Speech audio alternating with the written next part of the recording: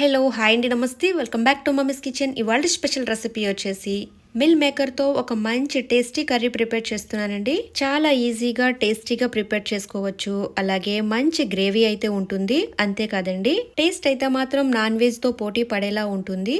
ఈ meal maker curry వచ్చేసి rice, రోటీ, చపాతీ, పులావ్ ఎందులోకైనా చాలా రుచిగా ఉంటుంది. ఇక వీడియోని ఎక్కడ కూడా స్కిప్ చేయకుండా చూడండి. మరి లేట్ చేయకుండా రెసిపీలోకి వెళ్ళిపోదాము. ముందుగా ఒక కప్పు వరకు మిల్ మేకర్లు తీసుకున్నానండి.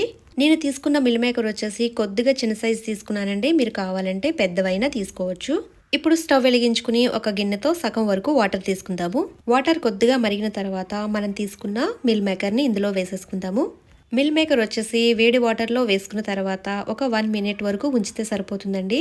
ఇప్పుడు స్టవ్ ఆఫ్ చేసేసుకుని వేడి వాటర్ని తీసేసి చల్లగా ఉన్న వాటర్ వేద్దాము. మిల్ మేకర్లో ఉన్న వాటర్ అంతా పిండేసుకుని ఒక గిన్నెలోకి తీసుకుందాము.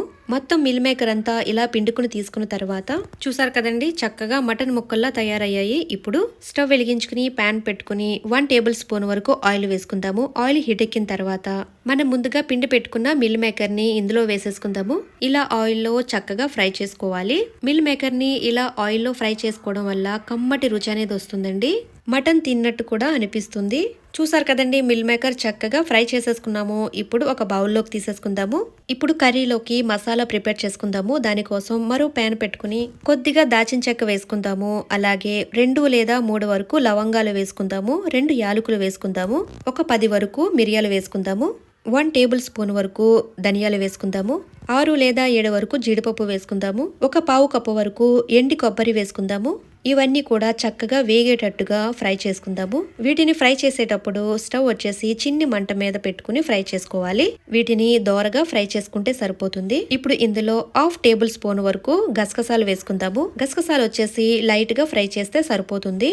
ఇవైతే వేగిపోయాయండి. ఇప్పుడు ఒక ప్లేట్లోకి తీసేసుకుందాము. చల్లారనిద్దాము. ఈ లోపు స్టవ్ వెలిగించుకుని కడాయి పెట్టుకుని 3 టేబుల్ స్పూన్ వరకు ఆయిల్ వేసుకుందాము. ఆయిల్ హీట్ ఎక్కిన తర్వాత సన్నగా తరిగిన ఉల్లిపాయ ముక్కలు వేసుకుందాము. నేను ఇక్కడ మీడియం సైజు ఉన్న 3 ఉల్లిపాయలు తీసుకుని సన్నగా తరిగి వేసానండి. ఇప్పుడు ఈ ఉల్లిపాయ ముక్కల్లో 1/2 టీ స్పూన్ వరకు సాల్ట్ వేసుకుందాము. సాల్ట్ వేసుకుని వేయించుకోవడం వల్ల ఉల్లిపాయ ముక్కలు తొందరగా వేగుతాయి. ఈ ఉల్లిపాయ ముక్కలు వేగేలోపు ఒక మిక్సీ జార్ తీసుకుని మనం వేయించుకున్న మసాలాలు మిక్సీ జార్లోకి తీసేసుకుందాము. వీటిని ఇలా పొడి చేసుకున్న తర్వాత ఇప్పుడు ఇందులో టమాటాలు వేసుకుందామండి. ఒక 2 చిన్న టమాటాలు ఇలా కట్ చేసుకుని వేసుకోవాలి. ఇందులోనే కొద్దిగా అల్లం ముక్క వేసుకుందాము, చిన్న ముక్కలుగా తరిగి. వెల్లుల్లి రెబ్బలు ఒక 8 వరకు వేసుకోండి, చిన్నవి కాబట్టి. పెద్దవైతే 5 వరకు వేసుకోండి. నీట్గా క్లీన్ చేసుకున్న కొత్తిమీర 1/2 కప్పు వరకు వేసుకోండి. కొత్తిమీర వేసుకున్న తర్వాత మిక్సీ మూత పెట్టేసుకుని మెత్తగా గ్రైండ్ చేసుకోవాలి. చూసారు కదండి, ఇలా మెత్తగా గ్రైండ్ చేసుకుంటే సరిపోతుంది. ఇప్పుడు ఈ మసాలాని పక్కకు పెట్టుకుంటాము. చూసారు కదండి, ఉల్లిపాయ ముక్కలు కూడా చక్కగా వేగిపోయాయి. ఇప్పుడు ఇందులో మనం గ్రైండ్ చేసుకున్న మసాలా పేస్ట్ ని ఇందులో వేసేసుకుందాము. మసాలా పేస్ట్ వేసుకున్న తర్వాత ఒక 2 మినిట్స్ వరకు చక్కగా ఫ్రై చేసుకోవాలి. చూసారు కదండి, ఒక 2 మినిట్స్ ఫ్రై చేసుకున్న తర్వాత కారం తినేదాన్ని బట్టి వేసుకోవాలి. నేను ఇక్కడ 1 టేబుల్ స్పూన్ వరకు వేస్తున్నాను. 1/2 టీ స్పూన్ వరకు పసుపు వేసుకోవాలి. ఈ 2 కూడా చక్కగా కలిసేటట్టుగా ఫ్రై చేసుకోవాలి. ఈ మసాలాని అడుగు అంటకుండా కలుపుతూ ఫ్రై చేసుకోవాలి. చూసారు కదండి, ఇలా దగ్గరికి ఫ్రై చేసుకున్న తర్వాత మనం ముందుగా ఫ్రై చేసి పెట్టుకున్న మిల్ మేకర్ ని ఇందులో వేసేసుకుందాము. మిల్ మేకర్ వేసుకున్న తర్వాత మసాలా అంతా కూడా మిల్ మేకర్ కి పట్టేటట్టుగా కలుపుతూ ఫ్రై చేసుకోవాలి. చూసారు కదండి, ఇలా ఫ్రై చేసుకోవాలి. ఇప్పుడు ఇందులో 1 గ్లాస్ వరకు వాటర్ వేసుకుందాము. వాటర్ వేసుకున్న తర్వాత ఒకసారి కలుపుకొని మూత పెట్టేసుకుని కుక్ చేసుకుందాము. స్టవ్ వచ్చేసి లో ఫ్లేమ్ లో పెట్టుకుని ఒక 3 మినిట్స్ వరకు కుక్ చేసుకుంటే సరిపోతుంది.